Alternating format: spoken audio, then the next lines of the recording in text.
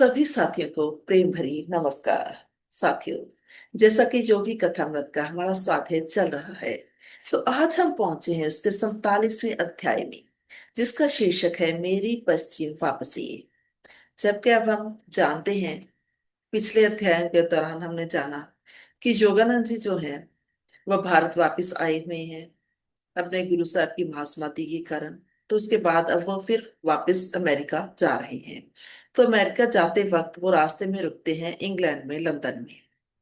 तो यहाँ पर वो कह रहे हैं कि लंदन के शिक्षार्थी जो थे उनके, तो जब वो भाषण दे रहे थे उनके सामने, तो वो बोले, मैं भारत और अमेरिका में मैंने योग के ऊपर अनगिनत भाषण दिए हैं, लेकिन मुझे ये मानना ही पड़ेगा कि हिंदू होने के नाते आज अंग्रेज विद्यार्थियों के लिए ये क्लास लेते हुए मुझे बहुत ज्यादा खुशी हो रही है।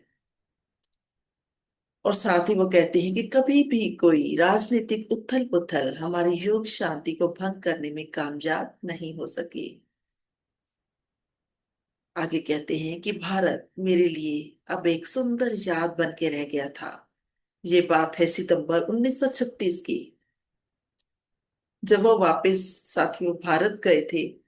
तब भी वो इंग्लैंड से होते हुए गए थे। तो अब वो फिर से जब अमेरिका वापस जा रहे हैं, तो फिर वो इंग्लैंड में से जा रहे हैं। तो वो कहते हैं, मैं इंग्लैंड में मैंने 16 महीने पहले दिए गए उस वादे को पूरा करने आया हूँ कि मैं एक दिन फिर लंदन में भाषण देने आऊंगा। और यहाँ वो एक और बात भी बता रहे हैं कि इंग्लैंड भी योग के संदेश को ग्रहण करने के लिए उत्सुक है। यहाँ पर उन्होंने बहुत से भाषण दिए, जैसे व्हाइट फील्ड कांग्रीगेशनल चर्च में एक सभा का आयोजन किया गया और किंगस्टन हॉल में रात को 8 बजे उनका भाषण होता था। और इन इन भाषणों में वो कहते हैं इतनी ज्यादा भीड़ हो जाती थी कि 2 रातों को हॉल की सीटों की गिनती, बहुत ज्यादा तादाद में लोगों के आ जाने के कारण, उनको विंडसर हाउस ऑडिटोरियम में 9:30 बजे तक बिठाकर दूसरे भाषण के लिए इंतजार करवानी पड़ी। अब इससे बाद वो कहते हैं अगले हफ्तों के दौरान इन क्लासों में इतनी ज्यादा भीड़ हो गई कि मिस्टर राइट को क्लासें किसी और बड़े हॉल में लगाने का प्रबंध करना पड़ा। आध्यात्मिक संबंधों में अंग्रेजों की दृढ़ इच्छा शक्ति बहुत ही सुंदर रूप से प्रकट होती है। आगे वो कहते हैं कि मेरी लंदन से रवानगी के बाद वहां के योग अभ्यासियों ने विश्वास पूर्वक सेल्फ रियलाइजेशन केंद्र का गठन किया। और यहाँ तक कि युद्ध के दर्दनाक वर्षों में भी नियमित रूप में वो हफ्तावारी ध्यान सभाओं का आयोजन करते रहे। इंग्लैंड में बिताए हफ्ते वो कहते हैं मेरे लिए यादगारी बन गए। फिर आगे साउथहैम्पटन से वो ब्रोमैन नाम के जहाज के ऊपर सवार होकर अमेरिका के लिए चल पड़े। आगे वो कहते हैं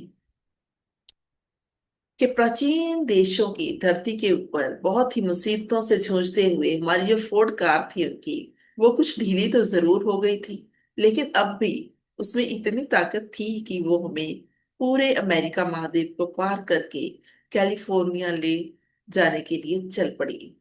और आ गया था अब 1936 का आखिर, और पहुंच गए वो माउंट वाशिंगटन। और यहाँ पर वो कहते हैं कि हर साल लॉस एंजल्स के केंद्र में क्रिसमस का त्योहार मनाया जाता है, जिसमें 24 दिसंबर को, जिसे वो आध्यात्मिक क्रिसमस कहते हैं, तो 8 घंटों का सामूहिक ध्यान होता है। और अगले दिन 25 दिसंबर को, जिसे वो सामाजिक क्रिसमस कहते हैं, तब खाना होता है।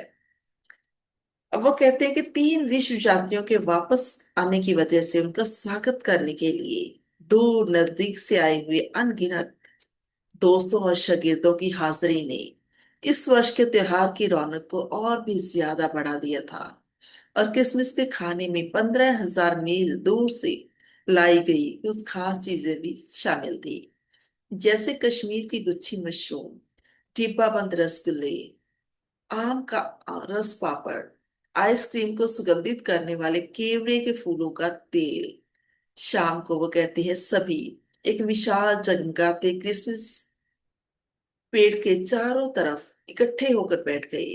और नजदीक ही अंगीठी में सुगंधित साइप्रस की लकड़ियां फटफट की आवाज से जल रही थी। और अब वक्त आ गया था धरती के दूर दूर से लाए गए तोहफे भेंट करने का। ये तोहफे उन्होंने खरीदे थे फिलिस्तीन से, मिस्र, भारत, इंग्लैंड, फ्रांस और इटली से। अमेरिका में रहने वाले अपने प्यारे दोस्तों के लिए खरीदे गए तोहफे किसी चोर उचक्के के हाथ न लग जाएं, इसलिए हर देश के जंक्शन के ऊपर श्री राइट ने कितनी मेहनत से बार बार ट्रंकों और पेटियों की गिनती की थी। इसमें थे फलस्तीन के पवित्र जैतून के पेड़ के छिलके, बेल्जियम और हॉलैंड की नाजुक झालरें और कशीदाकारी के काम, ईरानी गलीचे, अत्यंत बारीक बुनावट वाली कश्मीरी शालें, मैसूर की सदा सुगंधित रहने वाली चंदन की ट्रे, मध्य प्रदेश के शिव पत्थर, प्राचीन समय से लुप्त हुए भारतीय राजघरानों के सिक्के, रत्न जड़ित फूलदानियां और प्यालियां, छोटे छोटे चित्र, पर्दे, मंदिर के लिए धूप और अगरबत्ती, देसी सूती कपड़े के प्रिंट, लाख के ऊपर काम की गई वस्तुएं, मैसूर की हाथी दांत से बनी कलाकृतियां, ईरान की लंबी नोक वाली जुत्ती, वह चित्र लगने वाली लेकिन काफी मेहनत से सभी तरफ से नक्काशी का काम करके सुंदर बनाई हुई प्राचीन पांडुलिपियां, मखमली जरीदार कपड़े, गांधी टोपियां, मिट्टी के बर्तन, टाइलें, पीतल की कलाकृतियां, ध्यान करने के लिए आसन, तीन महाद्वीपों से इकट्ठा किया गया खजाना। और आगे वो कहते हैं कि मैं क्रिसमस के पेड़ के नीचे लगे ढेर में से बेहद शानदार तरीके से पैक करके रखे हुए तोहफों में से एक एक करके बांटने लगा। सबसे पहले उन्होंने दिया सिस्टर ज्ञान माता, जो कि गहरे आत्मज्ञान और प्यारे मुखड़े वाली संत स्वभाव अमेरिकन औरत थी। उन्हें एक लंबा सा डिब्बा दिया। तो वे कहते हैं कि मेरी गैर हाजिरी में वही माउंट वेशिंगटन केंद्र की निगरानी करती रही थी। उन्होंने डिब्बा खोलकर उसमें से एक सुनहरी बनारसी सिल्क की साड़ी निकाली और बोली, धन्यवाद गुरुजी, ये तोहफा मेरी नजर में एक शानदार भारत का दृश्य पेश करता है। मिस्टर डिकंशन, अब जो दूसरे पैकेट में जो तोहफा था वो कहते हैं वो मिस्टर डिकंसन के लिए कोलकाता के एक बाजार से उन्होंने खरीदा था। और उस वक्त उनके मन में ख्याल आया था योगानंद जी के कि ये तोहफा जो है डिकंसन को बहुत पसंद आएगा। आगे वो कहते हैं कि मेरे प्यारे शागिर्द श्री डिकंसन 1925 से माउंट वेशिंगटन केंद्र की स्थापना से लेकर अब तक हर साल क्रिसमस के त्योहार के मौके पर हाजिर रहते थे। और इस 11वें वार्षिक त्योहार के मौके पर वो चौकोर पैकेट का रिबन खोलते हुए मेरे सामने खड़े थे। और जैसे ही उन्होंने वो डिब्बा खोला तो देखा उसमें चांदी का गिलास। वो पानी पीने वाले लंबे गिलास को टिकटिकी लगाकर देख रहे थे और फिर कुछ दूरी पर जाकर इस तरह से बैठ गई जैसे उनकी होशो हवास सी गुम हो गई।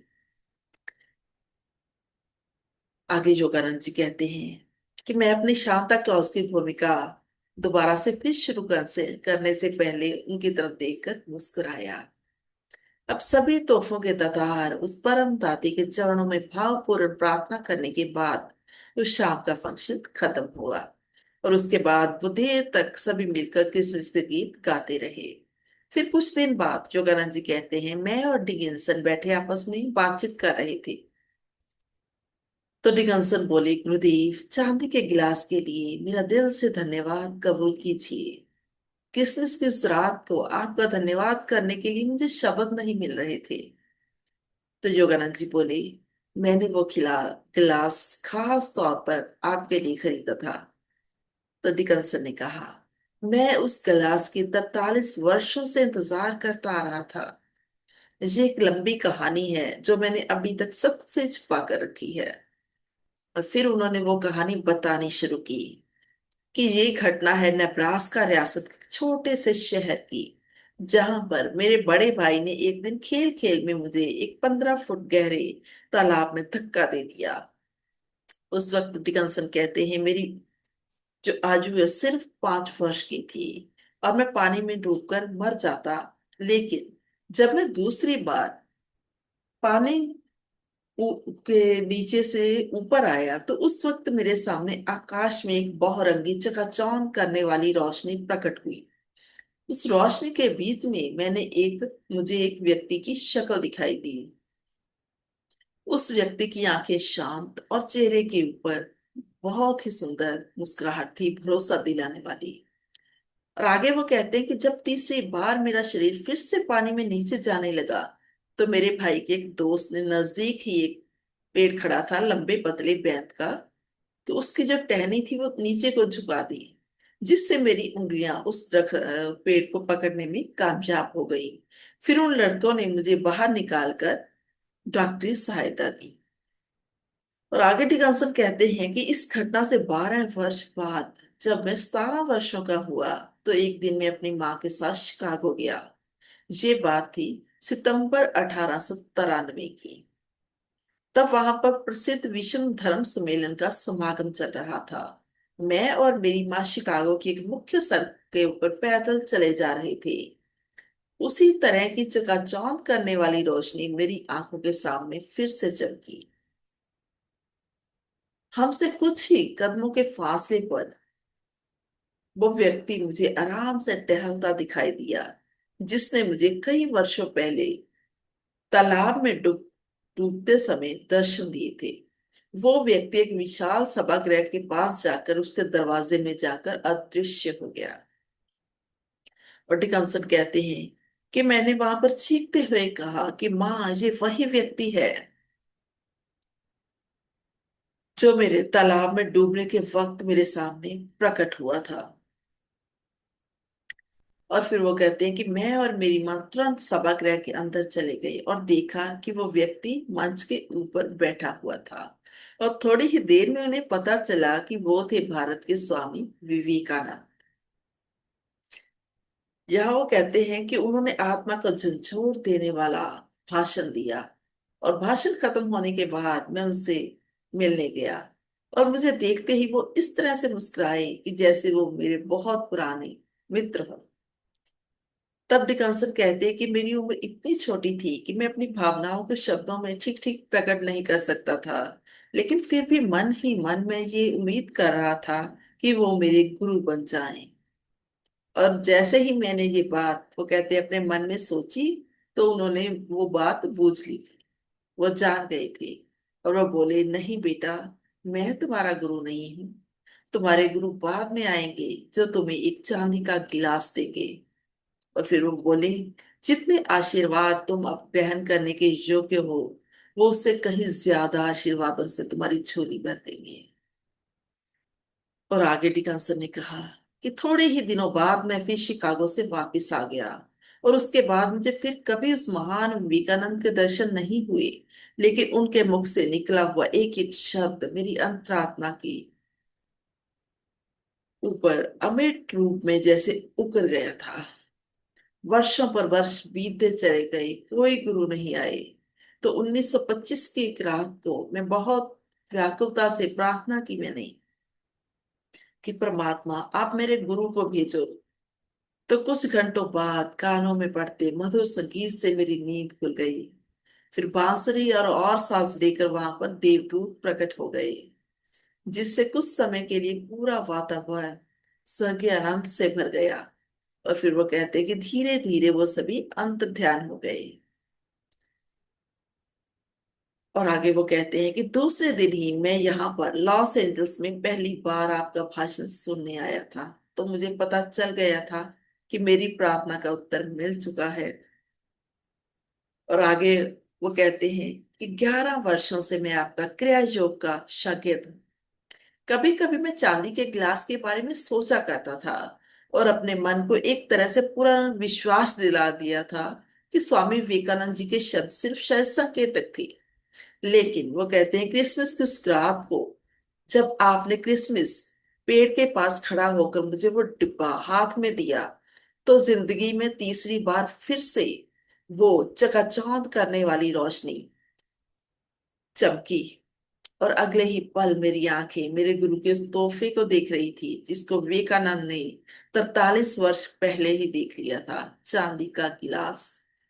अब जहां पर साथियों एक बात बताने योग्य है कि स्वामी विवेकानंद जी से श्री डिकन्सन की मुलाकात हुई थी सितंबर 1893 में, और उसी साल पैदा हुए थे, जन्म हुआ था परमहंस योगानंद जी का 5 जनवरी 1893 तक को।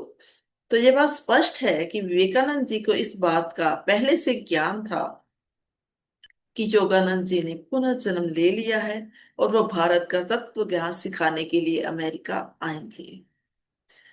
और अब 1965 में योगानंद जी कह रहे हैं कि श्री डिकन्सन, जो कि उस वक्त 99 वर्षों के थे, पूरी तरह से तंदुरुस्त थे और सरगर्म थे। परमहंस योगानंद जी के साथ वो लंबे समय तक ध्यान किया करते थे और हर रोज 3 बार वो क्रिया योग का अभ्यास किया करते थे। कभी भी अपने अभ्यास के दौरान उन्होंने कोई रुकावट आने नहीं दी। और साथ ही उन्होंने एक और बात बताई जो कि वो परमहंस योगानंद जी को बताना भूल गए थे। उन्होंने कहा, सेल्फ रियलाइजेशन के सन्यासी के सामने एक भाषण में कि शिकागो में जब वो स्वामी विवेकानंद जी को भाषण के बाद मिलने गए थे, तो उनके कुछ कहने से पहले ही उन्होंने ये भी कहा था कि नौजवान, तुम पानी से दूर ही रहा करो, ये तुम्हारे लिए अच्छा है। तो साथियों, ये था आज का हमारा सुंदर सा स्वाध्याय। उम्मीद करती हूँ आपको पसंद आया होगा। मुझे आप लोग इतने प्रेम से सुनते हैं, उसके लिए आप सभी का बहुत बहुत धन्यवाद। और अगर आपको मुझ में कोई भी सुधार की जरूरत महसूस हो रही है तो प्लीज कमेंट बॉक्स में आप जरूर लिखा कीजिए, ताकि मैं अपने आप को सुधार कर और ज्यादा बेहतरीन बना सकूं। जल्दी ही फिर मिलते हैं अगली वीडियो में।